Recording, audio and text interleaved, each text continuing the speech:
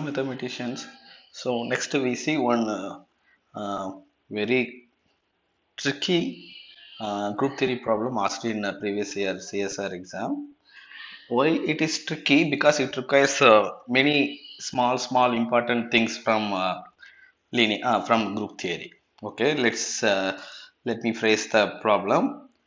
So the question is very simple. Which of the following groups are isomorphic? Okay, option one, R and C. So in CSR exam, in many times they won't tell you what is the operation. Okay, but it is in many times we know what is a operation explicitly. For example, R is a group with respect to addition, C is a group with respect to addition, and R star is a group with respect to multiplication. Similarly, C star is also a group with respect to multiplication. Okay, yeah. So similarly, other groups also we know the operations. So basically, there were four problems similar to this problem. So there were options also repeated, and some options are very trivial. I avoided them. So overall, I got one, two, 6 options I got. Okay, from some five problems. Okay, okay. Sorry, I think where is the problem? Ting, ting, ting, ting, ting, ting, ting. Yeah, sorry. Okay, this is the problem. So we'll solve each option separately. So basically it was a part C problem, like a two part C problem and then couple of part C problems. I grouped into one single problem. So first option is whether R comma plus and C comma plus are isomorphic. Okay. So this is the problem we discussed in our previous video. Okay. I have added the link to this video in the description. Please check. Actually, R comma plus and C comma plus are isomorphic, and the proof is very important in many interviews like NBHM interviews or many PhD interviews.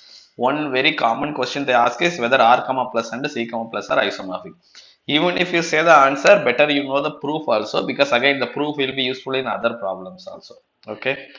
Okay, so R and C are actually isomorphic, so this option is true. Next, R star, comma C star. Okay. Uh, yeah. So we go to the second option. So if two groups, suppose G1 and G2 are isomorphic, okay, then you will have an isomorphism F from G1 to G2. Now, any isomorphism between the group preserves the order of the element. In particular, if an element A belongs to G1 is order finite, then its image F of A also should have finite order. Correct? Therefore, we conclude that the number of elements of finite order in G1 should be equal to number of elements of finite order in the group G2 also, if G1 is isomorphic to G2. Okay. Now, in R star and C star, so if they are isomorphic, then the number of elements of finite order has to be equal. Okay. But in R star, the elements only 1 and minus 1, like now the operations is multiplication. So with respect to multiplication, only these two elements has finite order. Okay, you take any element from R star, non-zero real number. So R star is non-zero real number, C star is non-zero complex number. You consider any number other than 1 and minus 1 in R star, it will have infinite order. For example, if you take a number greater than 1, uh, then for example say like say 3, then its power will be 3 square 9, then its power will be 3 cube will be 27. So it keeps increasing. If it is a finite order, you want 3 power n should be identity element, right? But this won't happen if it is a number strictly greater than 1. Suppose if it is a number less than 1, say 1 by 4, then what is 1 by 4 square? It will be 1 by 16. 1 by 4 cube, 1 by 1 by 16. So this is 16, that is 64. So it is keep decreasing, it is keep increasing. Okay, so already 3 is bigger than 1 and the numbers are keep increasing, so power cannot be 1. Now 1 by 4 is less than 1 and its powers are keep decreasing. So 1 by 4 whole power n cannot be equal to 1 for some finite n. Okay. Therefore, similarly for negative numbers also you can argue. So if you take any non-zero number r star, its order will be always infinite. Okay. But except 1 and minus 1. Okay. So 1 is the identity element that has order 1, minus 1 has order 2. Okay. Now let's come to C star. So in C star,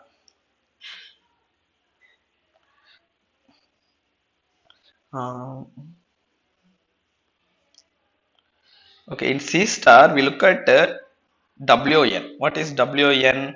This is set of all Z belongs to C star such that Z power n equal to 1. Okay, so basically this is Z set of all nth root of unity. Nth root of unity. Okay. For example, one root of unity is just 1. Two root of unity is z square equal to 1 means it is 1 and minus 1. Cube root of unity is 1 plus or minus root 3 by 2. So fourth root of unity will be plus or minus 1 plus or minus I. So similarly you can define nth root of unity. So there will be nth root of unity and all of this number satisfies z power n equal to 1. Okay. Now if you define w equal to union n belongs to natural number wn, this is an infinite set. Okay. And every element in this set W satisfies condition z power n equal to 1 for some n. Okay, so basically if you multiply that number with some itself for suitable power, you will get 1. So this condition means that uh, z order of z divides n. Okay, so this is very important thing. G is a group. A power n equal to identity doesn't mean that order of A is n. Okay, this just means that order of A divides n. Okay, or in other words, once you got A power n equal to E for some n, then the order of that element has to be a finite number and that order should be a divisor of n. Okay, so for example, if it is a 10th root of unity, its order need not be 10, but its order is a divisor of 10. Okay. Or in other example, if you look at fourth root of unity plus or minus 1 plus or minus I, then minus I has order 2 only. Okay. So all the fourth root of unity not having order 4, but order divisible by 4. Okay. But if it is a wn, every element of wn has finite order. Each order is divisible by n. Each order is a divisor of n. And if you look at union of all the nth root of unity, first root of unity, second root of unity, third root of unity, fourth root of unity, and you are going till infinity. Okay. This is a countable union of finite set. Therefore, it is a countably infinite set. Okay. All these elements has finite order. So now in R star you have only two elements which has finite order, but in C star you have infinitely many elements has finite order. Therefore, R star and C star are not isomorphic. Okay, very good. Let's go to the next option. Okay, S3 cross Z4 and S4. So I'll give you one very simple exercise. Please try to prove. So yeah, you consider the direct product of two groups G1 and G2. Then the center of the group G1 cross G2 is actually equal to direct product of center of G1 and the center of G2. Okay. Now, if you use this result, center of Sn is just a singleton identity for all n greater than or equal to 3. Okay. Therefore, center of S4 you will get singleton identity, but you calculate the center of S3 cross Z4. What will you get? Center of S3 cross Z4 equal to center of S3 cross center of Z4. This is equal to singleton identity by using our this result cross Z4 is an abelian group, so its center will be whole group. So we get a singleton E cross Z4. This implies that cardinality of center of S3 cross Z4 is equal to 4. Okay. So this group has center of cardinality 4, but this group has cardinality of center 1. Okay. Again, by using this result. Okay. So we conclude that two groups are isomorphic, then they will have the center of same cardinality, but these two groups have center different cardinality. Therefore, these two groups are not isomorphic. Okay. Okay. Let's continue. Okay. So again Z2 cross Z2 and Z4. Okay. So to prove two groups are isomorphic, are not isomorphic, to prove two groups are not isomorphic, you say you find an element, say its order is n. Okay. And you prove that in the other group there is no element of order n. Then those two groups cannot be isomorphic. Okay. Now in Z4, okay, so Z4 is a cyclic group. Okay, N is Zn is cyclic group. But what is, so in Z2 cross Z2 there are four elements 0, 0, 1, 0, 0, 1, 1, comma 1. So in our previous video we showed that how to find the order of an element in the Cartesian direct product of two groups. Suppose A comma B belongs to G1 cross G2, then order of A comma B is actually equal to LCM of order of A comma order of B. Okay. So using this formula you can calculate order of these elements. So this order will be 1, this order will be 2, this order will be 2, again this order will be 2. Okay. So this is a group of order 4. None of the element has order 4. Therefore, Z2 cross Z2 is not cyclic, but Z4 is cyclic. Therefore, these two groups are not isomorphic. Okay. Q and Z. Z is a cyclic group. It is very very simple to prove that Q is not a cyclic group. Okay. So in the next video I will upload that Q is not a cyclic group. But meanwhile you try to prove that Q is not a cyclic group. The proof is very elementary. So try to do that. Therefore Q and Z are not isomorphic. Okay. Let's do S3 cross Z2 and A4. Again in we consider this element. For example, what is order of so 1, 2, 3 is an element of S3. Okay. And okay, I erase it, write it properly. I want to find the order of this element. Order of the cycle 1, 2, 3, comma what was 1. Okay. See, in S3 cross Z2, elements are ordered tuples. First tuple, first coordinate will be an element of S3. So I put a, so this is a tuple. First coordinate is a permutation in S3. Second coordinate will be element of Z2. So we get 1 here.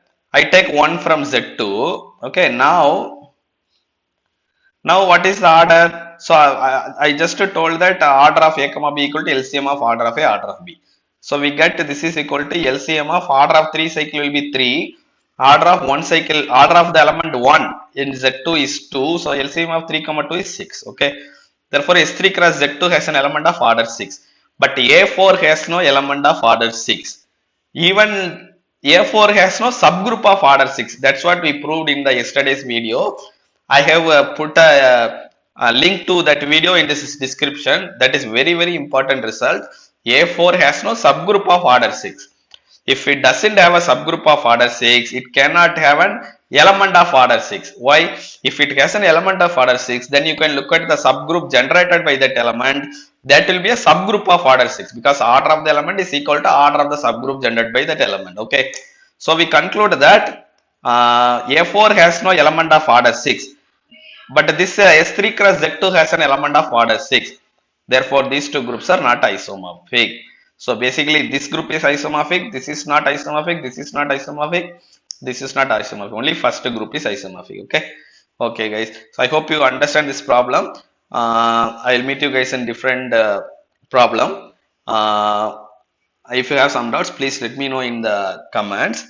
Like if you like this video, please like and share with your friends and share in your WhatsApp groups. Okay. So yeah, if more people start to watch, I will also feel more interested to create more and more videos. Okay. Okay. Okay, guys. Take care. Thank you.